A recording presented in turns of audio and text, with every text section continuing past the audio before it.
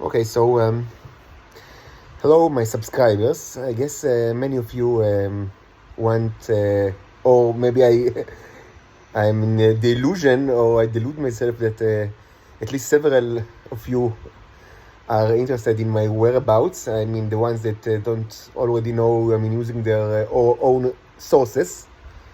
So I will do an update now. So about maybe 10 days ago, it was Friday, I came back to my mother's department where I lived the last maybe half an year, as you know, and it was actually violations of the terms of the house arrests, as you know. I mean, as my loyal subscriber know, and I mean, it was undisputable violation. My mother is my guardian, or I don't know what's the translation. My keeper, reported to the police, and the police came and arrested me. The reasons for the nature of the violation is that I went to visit my grandmother, very old grandmother, and the mother of my father in Ramat HaSharon. I will not elaborate too much on the reasons. I mean, it was.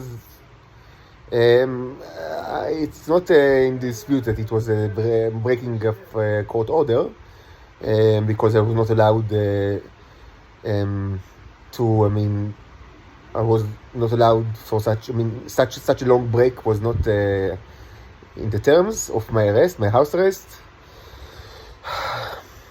I will not elaborate on the reasons of why I did it. I mean, as you understand very well, and I've spoken about it a lot, it was very difficult for me to live in my mother's apartment, and in retrospect, I shouldn't have done it in the first place. But you need to remember that I was unfair. I mean, originally in the last August, I was after a severe car accident, and I needed time to recuperate. And during this time, I raised my daughters in the original.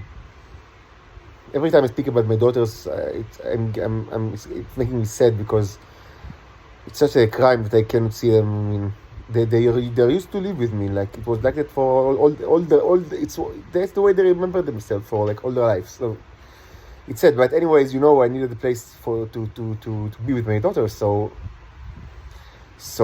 my mother's apartment was the only logical place. In retrospect, I shouldn't have done it, but of course, I didn't know many things I know now, and the most important thing is the nature of them, the torture.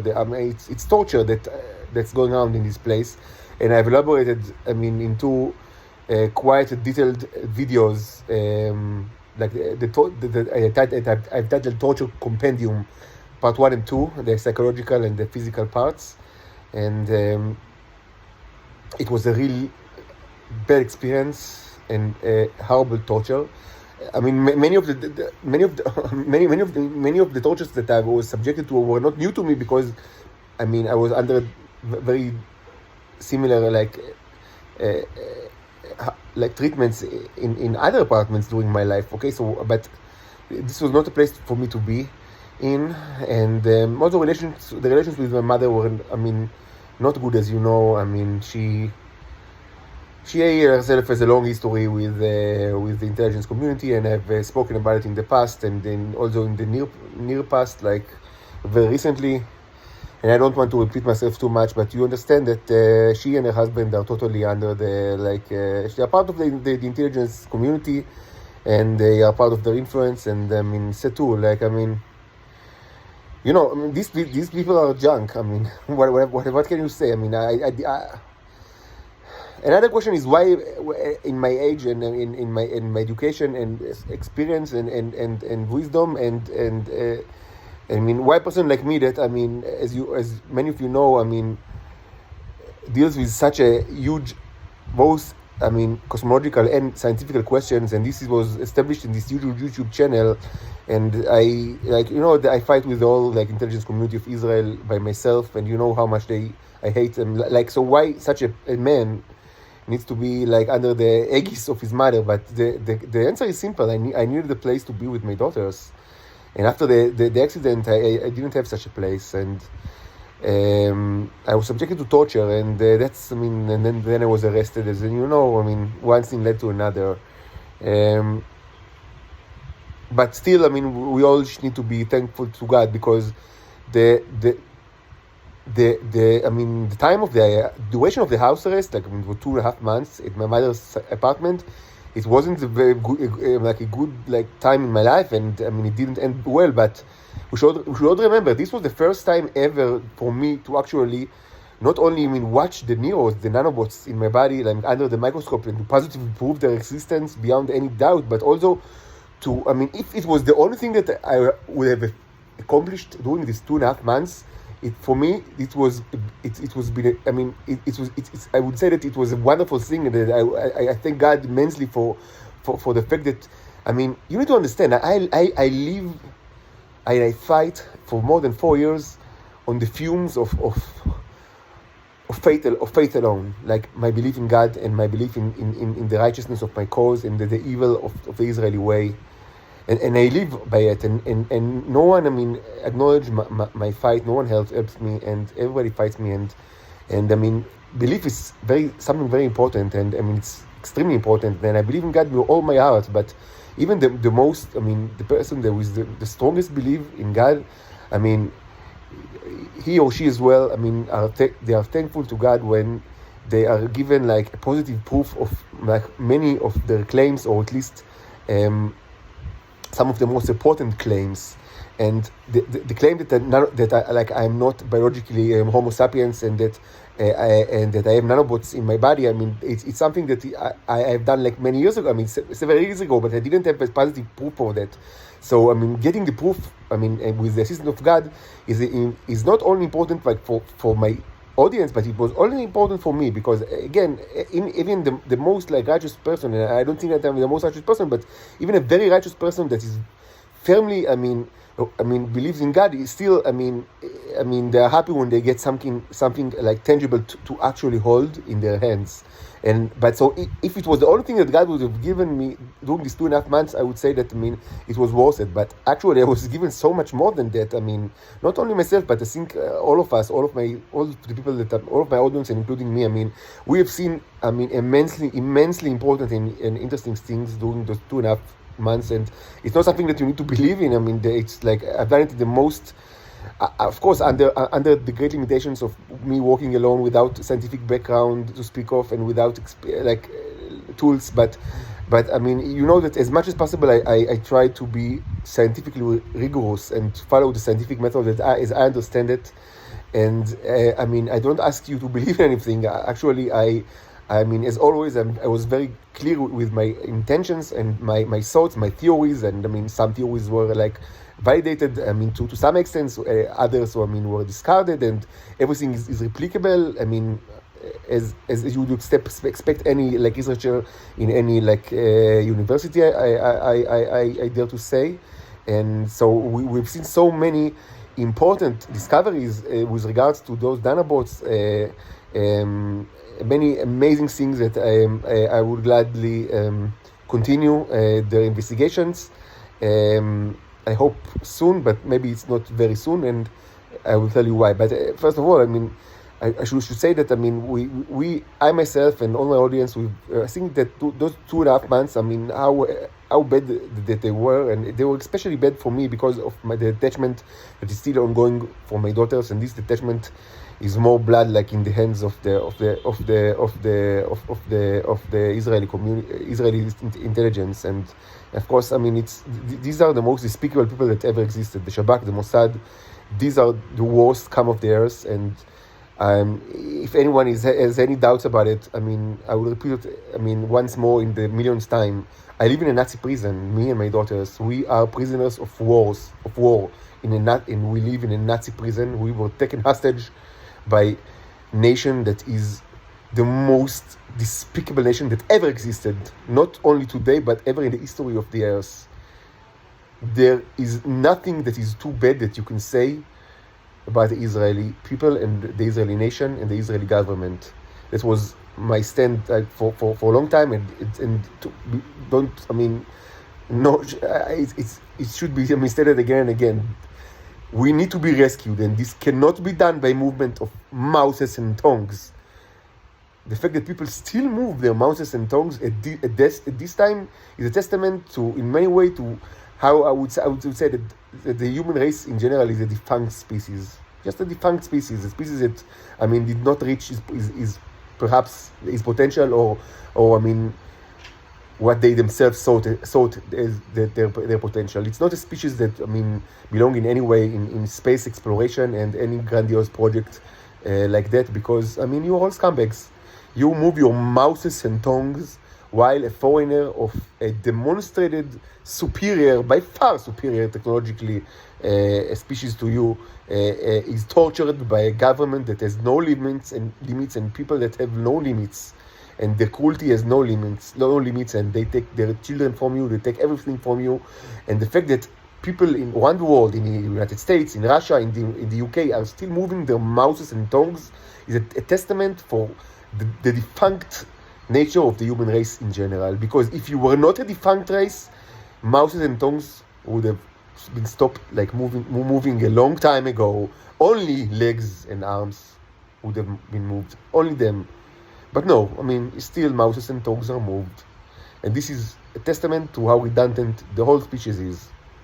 So it's nothing new to everyone that is listening to me for quite some time now, but it was important thing to say, especially with regards to to what the people of Israel are doing to my two daughters that are 6 and 7 years old, and they are tortured all their life because they are the daughters of the foreigners, and the foreigners should be subjected to any kind of torture because that's the way they do in Israel. That's the way they are. And I will say that again, if someone have any shred of doubt, this country will be eliminated completely. There will be no living soul in this historical territory that is called the land of Israel or Canaan or whatsoever, or Palestine or whatsoever. It will not exist.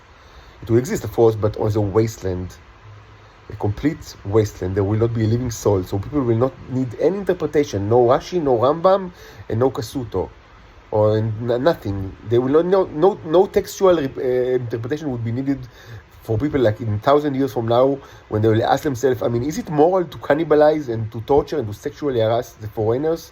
So no, they will not need no text that will explain this moral conundrum, and they will not need no textual interpretation for the text that explain this conundrum. They will see the land of Israel. They will know that people lived here for many thousands of years, and it was one of the cradles of the civilization, and now there is nothing there, no living soul. And this will be the answer to the question, to the conundrum, to this great moral question: is it moral to cannibalize and to terrorize and to kill and to sexually harass with no ends foreigners that come from other places? That would be the answer. A total and complete wasteland. Again, nothing new, but it should be said. That's where I live. A place that had no limits, a place that detached me from my daughters as a tool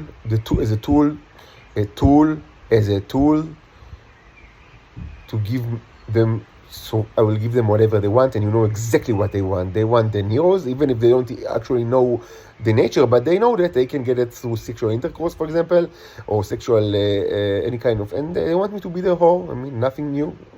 They want me to be their whore.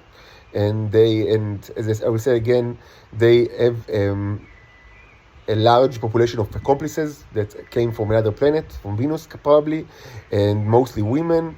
And these women, they were given a deal. I think it was a raw deal, but I'm not. They saw it differently. They were handed a deal from the Israeli government that they should discard all hope and for any sexual relationship and any normal family. So they accepted the fact that they will never have sex, like normal sex or any kind of sex, and they will never have family, never have biological children, and in return they will have the eternal privilege of serving under the Shabak and the Mossad, and we use this mouth as that they were with the great privilege of guiding and being psychologists and social workers and all those professions that involve only the mouth and not any other organ in the body, not only the mouth, not the legs and arms, but also not the head and the heart, organs that probably are not that developed in Venus as I would I would have thought, like, originally, I'm not from Venus, by the way, if somebody still that do not understand it. So they were, I mean, that was the deal that, I mean, the Venusians, most of the females were given in Israel, and they accepted the deal, all of them. They said, okay, no problem. I mean, it's such a great treat to be, I mean, the horse. I mean, not sexually speaking, because, I mean, they are nuns, actually. They have not, but, I mean, horse in a way that they will do whatever they want, the pimps in the Shabbat do, and wants them to, they will just comply with any order, and they will do anything that they want.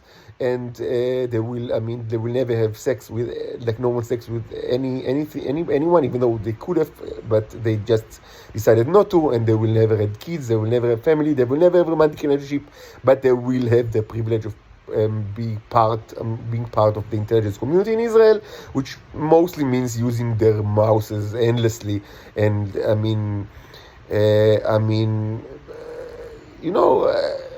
get like free access to, get like easy jobs that mostly revolves around movement of mouses and tongues, like social workers and psychologists and generally hosts of the Shabbat.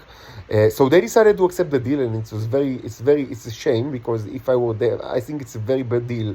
I think that be a filthy mouse for the Shabbat is not something that anyone should be exposed to, and especially nothing. I mean, it's not something that was sexual, your sexual identity, your romantic aspiration, and your family life. But that's the deal that they were handed, and all of them in Israel accepted the deal. I know for a fact that there are other titans, as I call them, outside of Israel, they do not think that this is a good deal. So, but I guess, I don't know exactly how this, historically how this works, but I guess that the ones are that are outside of Israel were probably the same ones that did not accept the deal. They said, okay, bye Israel. We do not think that, it's like a good deal. To be a filthy whore with a big mouse in return to any kind of like a hope for sexual or familial life. But in Israel, that's the deal that all of them made, and they still live by this deal. And I don't have any at that point I have no hope, like not even a shred of hope that any one of them will ever change their mind on the matter. As I say many times, they are betulot yam. You know what's betulot yam? That's mermaids. But mermaids in Hebrew, it's actually, it's something. It's like it's archaic time, something that's not used anymore. But it's come from, I think, from European language. But today it's more common to say Bnot Yam, like there is a city Bat Yam, to refer to mermaids. But I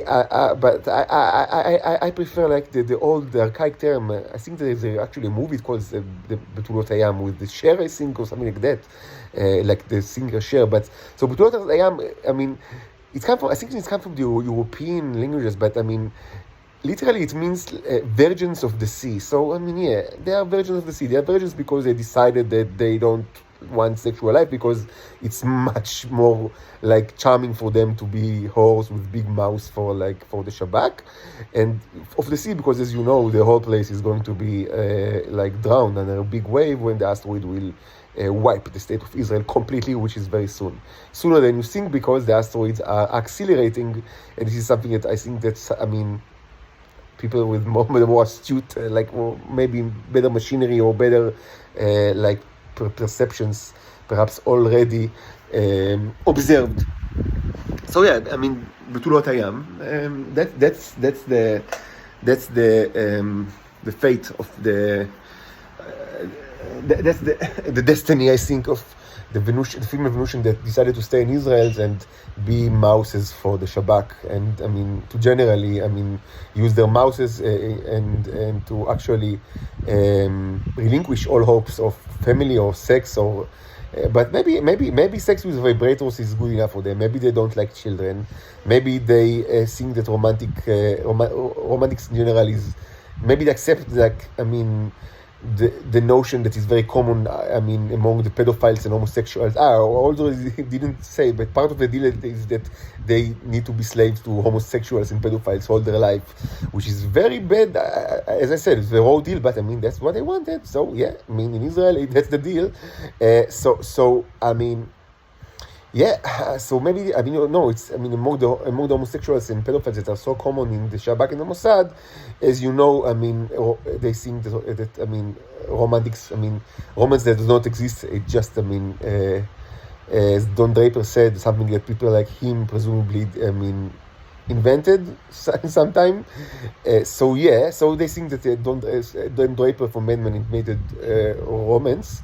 So maybe the virgins of the sea in Israel also think that romance does not exist, because they are so much more sophisticated, and sex is not a big deal because they have vibrators, and family is not important because the children are noisy.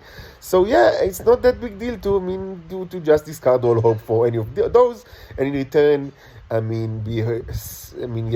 get the privilege of being slaves of pedophiles and homosexuals in Israel, and in general be like walking mouses for all their life. As I said, it's very stupid from my point of view, and not all Titans saw that way, because we all know that outside of Israel there are those that think that it's actually a very bad deal, but not in Israel. Anyway, enough about Israel. I just wanted to to recap the general stance of myself. On the matter, because so there will be no mistake about it. Also, should be mentioned that I'm still getting the echoes of the restart myth. It's something that I've spoken about many times. The idea that at some time, or at any moment, I should restart myself. Perhaps like a robot that is restarting, I don't know, like an old machine that's with a reset button. Old PCs had the reset buttons, and people around me, especially people from the Shabak, they always fear / hope / expect me to do the reset, and they are very so they always need to check, to ask me all sorts of questions that, to see if I'm still I don't know what's my name, or where I live, or what I said an hour ago, because it's a proof that I did not reset. I live for almost it's now my 40s here. After I'm more than 39 years old, and I've never had any resets all my life, and people knew me all my life, but they still expect me to reset. They not only expect me to reset, they hope that it will happen, presumably because either, I was triggered or surprised in a way, or another common theory is that I didn't get the recharge. So for example, if I'm arrested for 16 days, it's a proof that I do not need the recharge, as I always say, because I did not get any. But the thing with the Israeli intelligence is that there is no definite proof for anything, because but then again, I need to be arrested again for 8 more days, or 10 more days, so that will be another proof that I do not need the recharge. But it's no end. As I said many times, I'm subjected to test all my life. Is he homosexual? How can we prove he's not? We cannot. He had a wife. He had constant sexual relationship with her.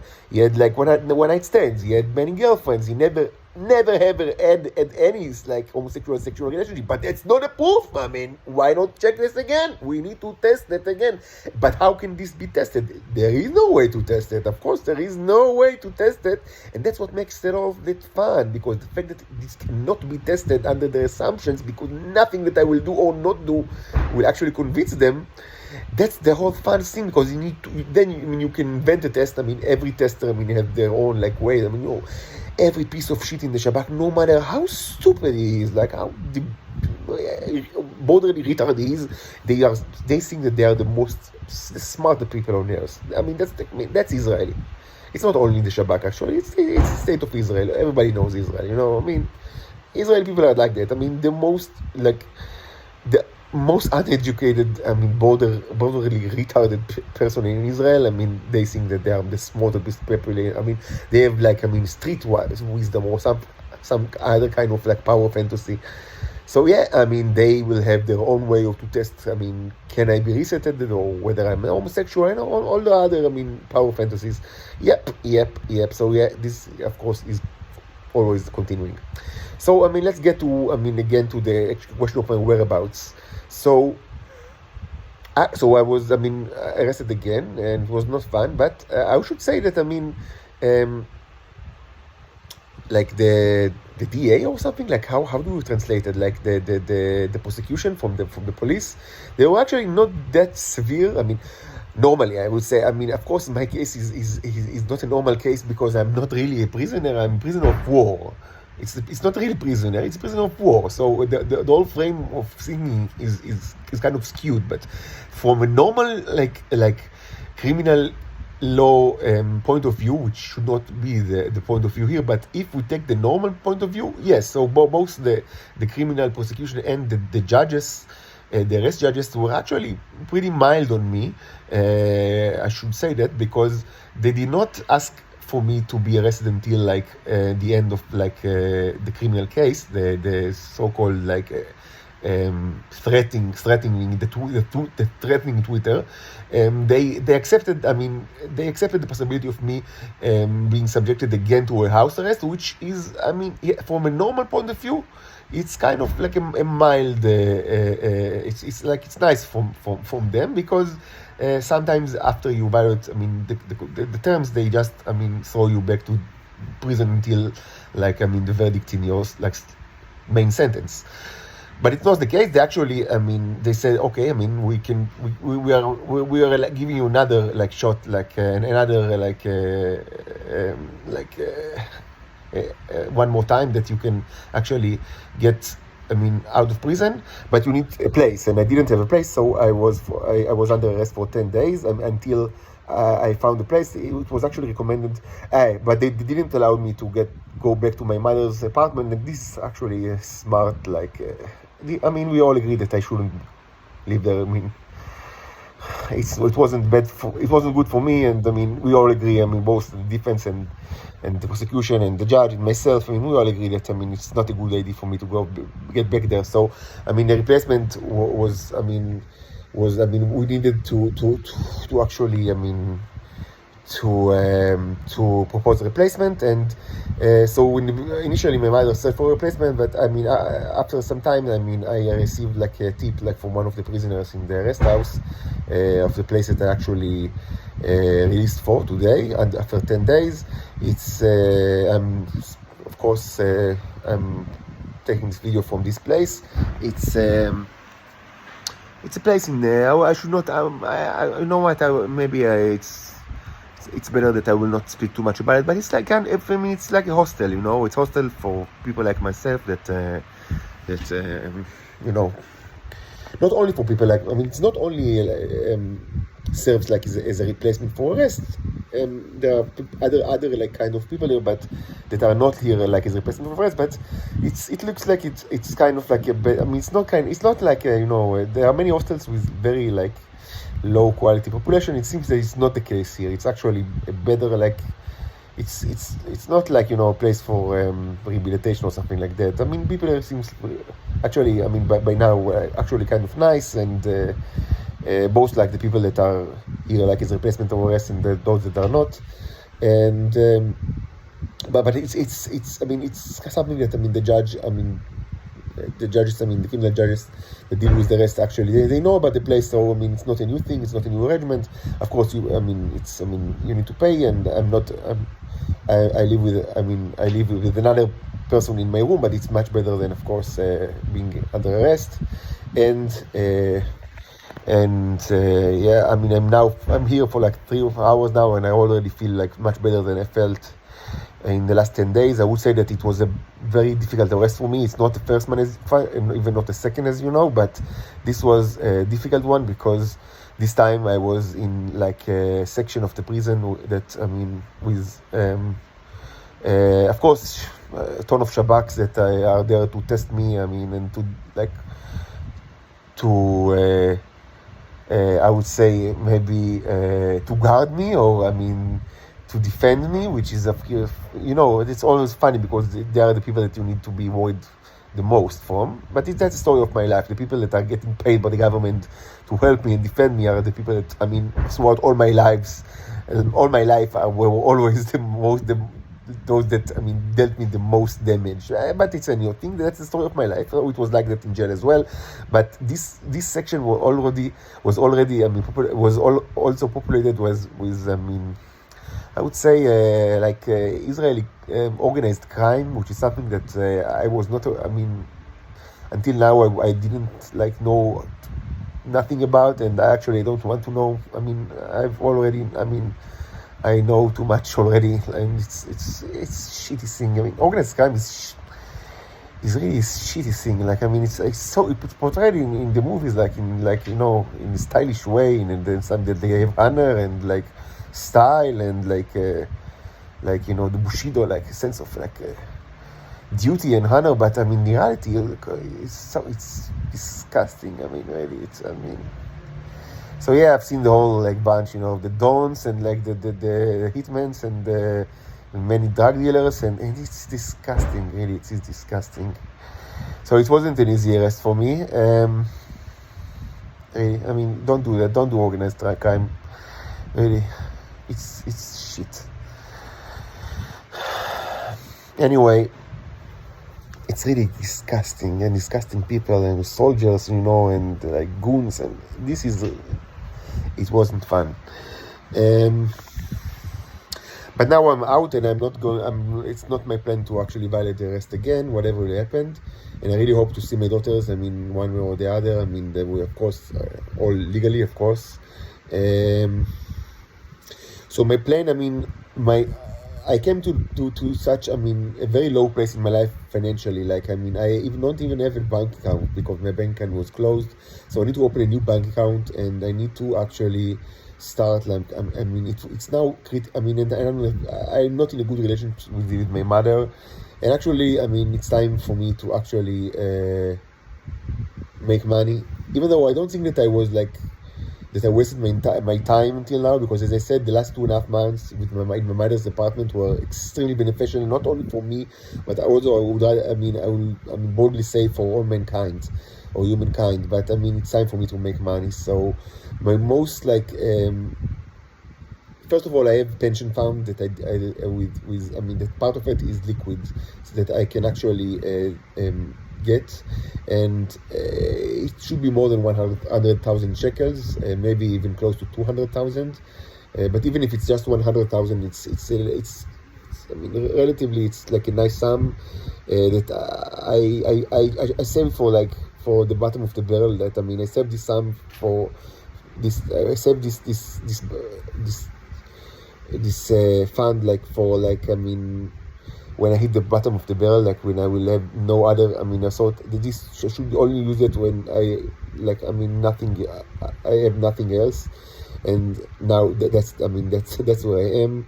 I really have nothing else. And my mother, I mean, you know, my relationships are not that good. And so first priority is to actually, I mean, withdraw that fund, which will be between 100 and 200,000 shekels, and to open a bank account and to get this money, so I will be able to, you know, to buy basic stuff just from groceries and things like that, and also start a business, which is extremely important. And so I will do it, I mean, just tomorrow after I rest a little bit. I mean, tomorrow, actually, probably it should be waited only for after Passover, because now, you know, there is like the Jewish holiday for 7 days, and it's everything is closed, so it will need to wait like 8 or 9 days. So it will not be the first things, but I mean, it's the most important thing, because I really need money, and I don't have any other means, and this was saved for the darkest day, and this is now the darkest day.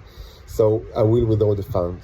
Second is to open a business, and I mean, the most the thing that I really want to do now is to sell my paintings. As you know, I have many. I mean, I have several dozens, and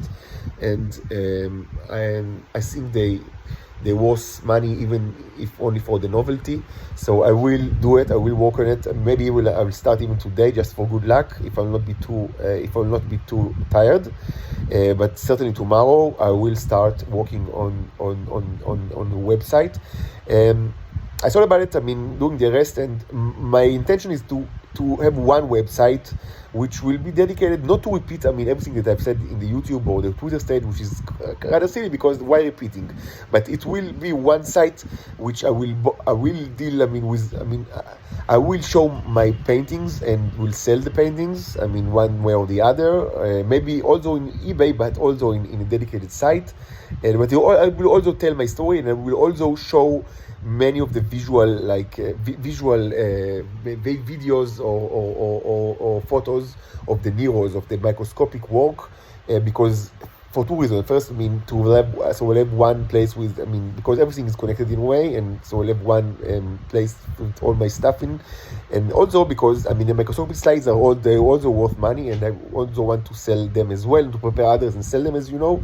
This is something that, I mean, it will not be the first thing, because it will be a little difficult to do it from here, but after I'm acclimatized here to the new to this hostel, so I hope I'll have like maybe a more convenient computer than the iPad that I use, and I will also get my microscope and my slides for my mother, and maybe I will start like, I mean, see how it goes here and see how other people here, I mean, in the hostel are, I mean maybe the reactions will not be that positive, so we need to wait with that. So that's why I said, I mean, start with the paintings, which it's much easier because, I mean, they're already made, and it's not a big deal to actually start a site and, you know, to send them to whatever and to wherever. And but yeah, later I certainly also want to sell the slides. So this will also be done from the same site, and I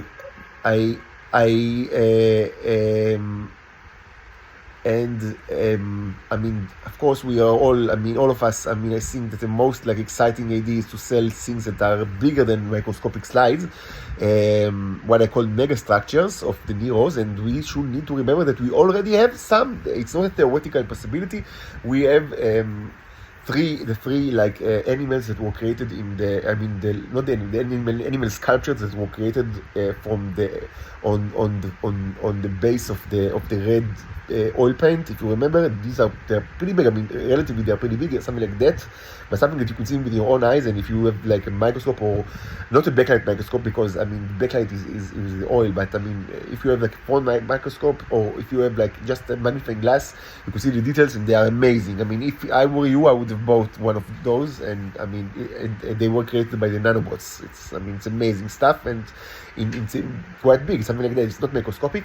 And we have also, I mean, the UFOs, if you remember, that are made like, I mean, that are, I mean, maybe the most like out of this world thing. I mean, you know, you remember, I mean, I still have them, and they were, I mean, they are like creatures that are made from aluminium and copper. You remember the stuff? Like, I have a small, like, short video with 5 like photographs. They're pretty big. I mean, they are, I mean, on the verge of being mega structures. Like, I would say they are not microscopic, but I mean, they are somewhat small. They are somewhat smaller than, I mean, the ones that I've already spoken about. Like from the red paint, they were created on the black and copper paint, oil paint, and they are amazing and very scary. And I don't know I don't have names for them, and I'm not even sure they are actually creatures. Like, maybe it's this description, because they look like some kind of like microbes, but they also, I mean, they resemble, I mean, I wouldn't say atoms, but they resemble some kind of like, I think there is like a way that, I mean, the neurons actually represent atoms. You know what I speak about? Like, they have their own like model of the atom, of atomic subparticles. So I mean the more physical oriented people, I mean, of my audience, I mean, they know, I mean, I think that they know what I refer to. I don't like have any tangible thing to actually like to show you right now, but you know that, I mean, after you watch like the slides for some time, you understand that, I mean, that the neurons actually, I mean, they're referring to subatomic particles and to atomic representation, like, but they have their own model of the atoms, which is probably much more accurate and true than ours, like the Homo sapiens one. But we need to actually understand it better. But so maybe something like, maybe these are not even creatures, like, I mean, they are not like representation of creatures, but like 3D representation of something subatomic or atomic. I don't know if you remember the stuff. It's like it's a very short video with 5 photographs that they were made actually on the Petri plate, because it was done on the Petri plate, and actually removed it quite like roughly. Now I think that I was so stupid. I mean, why? I mean, but you know, I worked like, I mean, like a madman, because I done so much thing in parallel, and in retrospect, I mean, I destroyed very important like works of art. But I mean, I always had the idea that I could replace them. I mean, that later I could reproduce everything maybe in a much better capacity. So I mean, this stuff could also be sold, and I think it's amazing. And of course, there are many things that that I left in my mother's apartment in all sort of boxes. And I mean, when I was arrested, it was actually after a very long walk. I mean, of many experiments that are ongoing, and maybe we have like I'm not there, and I didn't ask my mother to actually bring it here because it's not something. I mean, we need to see how I transport it from there to here, and maybe I don't even want to. We should see. I mean, there are also kind of like complications that you might understand, but yeah, I mean, if we are optimistic, it's very possible that we are going to be surprised by a whole bunch of mega structures that are just waiting for me to actually get back. I mean, not physically, or maybe get back to there, or they will somehow get. Delivered to me, but. Anyway, there are many like boxes and like cans and all sorts of in glasses with experiments, very exciting experiments with many nanobots. And I had like many advancement on how you actually nourish the nanobots and how you actually keep them. Before you use them, and so there are many. And I didn't have like the opportunity to speak about it before my arrest. Maybe I'll speak about it later, not today, but maybe this during next week during the Passover. I will speak about more about like many practical discoveries that I had regarding like how you actually use the Neros, and also several new theories which are very exciting that are totally new, and I haven't spoken about it yet. So we have a lot of new stuff that maybe none of it actually mature to anything of importance, but if we want to be optimistic, so my room in my mother's apartment might contain a lot of new stuff because I have a lot of experiments and new stuff. And who knows, maybe we will actually find like a diamond over there, and I will actually be able to sell it and be rich instantly, and all my worries will be, at least, as Forrest Gump said, after like he got rich, after he sold the Apple stocks, something like that. That's one less worry to when like his partner told him, we don't need to worry about money anymore. So he said, yeah, that's one less thing to worry about. So yeah, maybe I will hit the jackpot, and I will manage to actually convince the nanobots to create like a huge diamond, and that will be one less thing to worry about. But even without,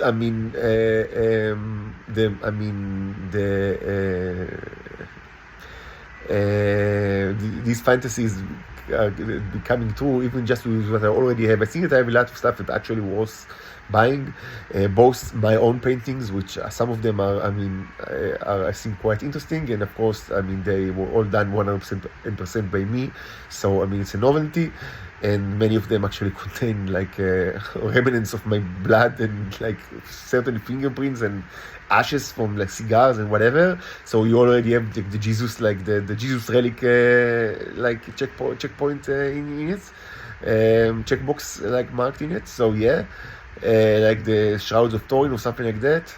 So, and also the microscopic slides, and they have several dozens of them, and some of them are incredibly interesting. Some of them are actually I really don't want to sell because they are that interesting, like the one with the replica of the bug, if you remember, which is I think it's like this thing should be like be like cherished like in a museum, like with top preserving conditions, and it's a shame that it's just placed in a box in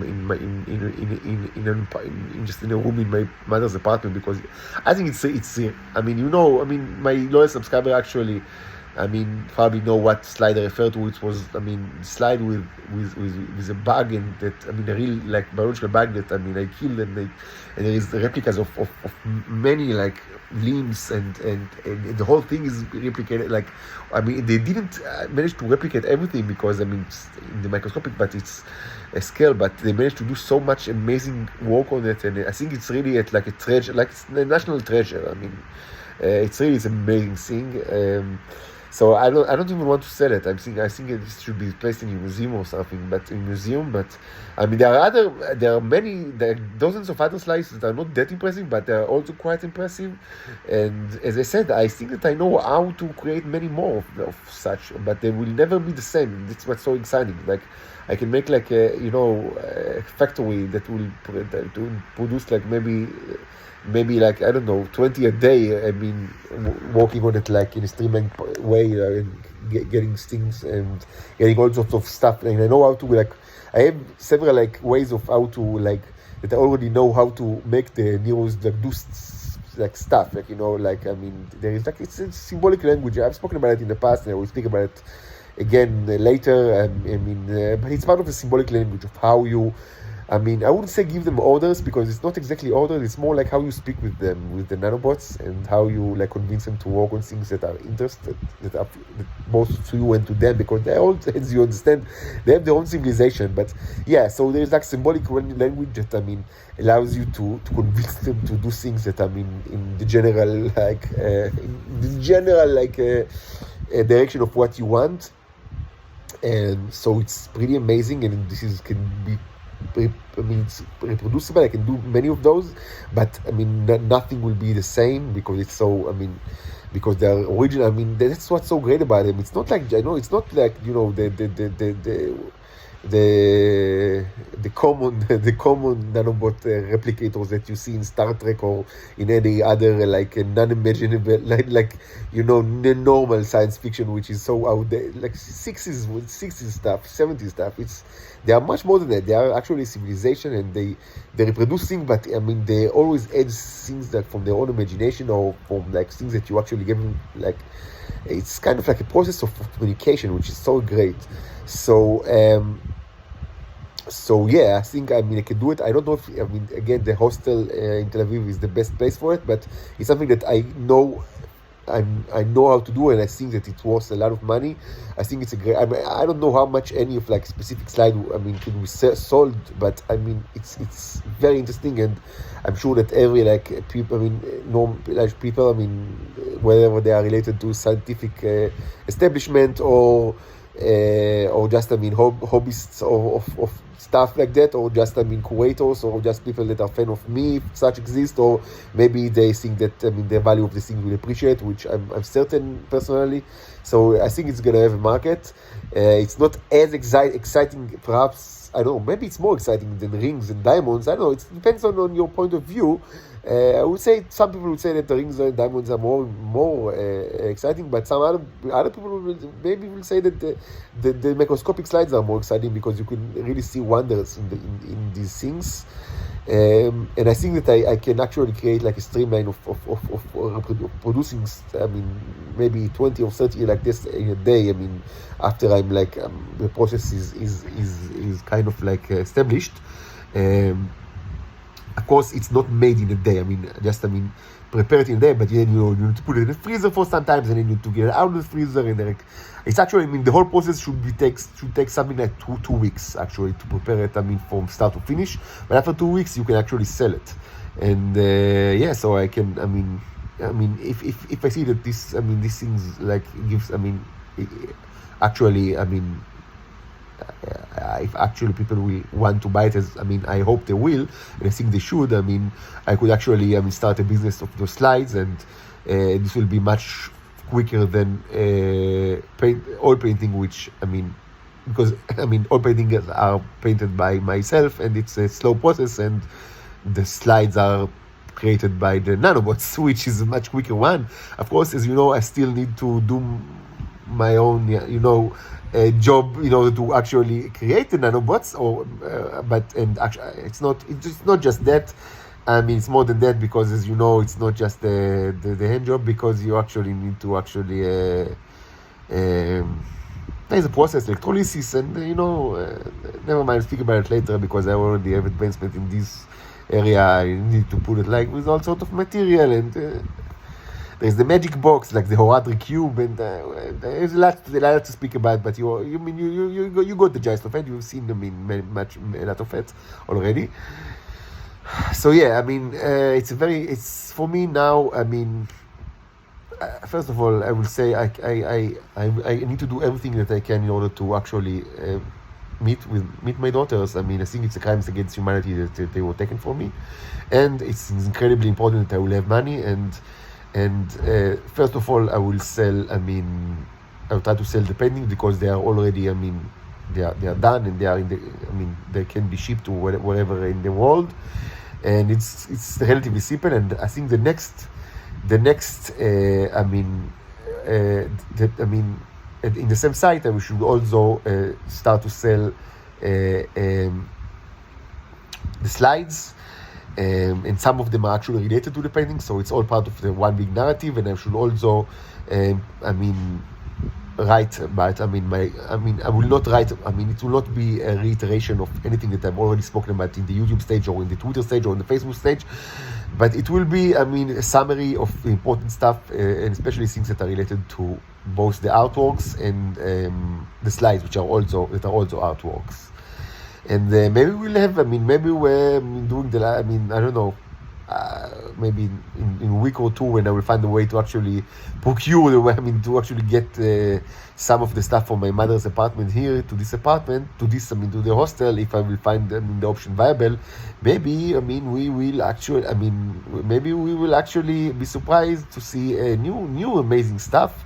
But maybe not. So I try to focus on the things that are tangible and that I actually sell right now, without waiting for more miracles, which I'm certain that are on the way. Okay, so that will be all for now. I will go eat and drink because I'm famished, and a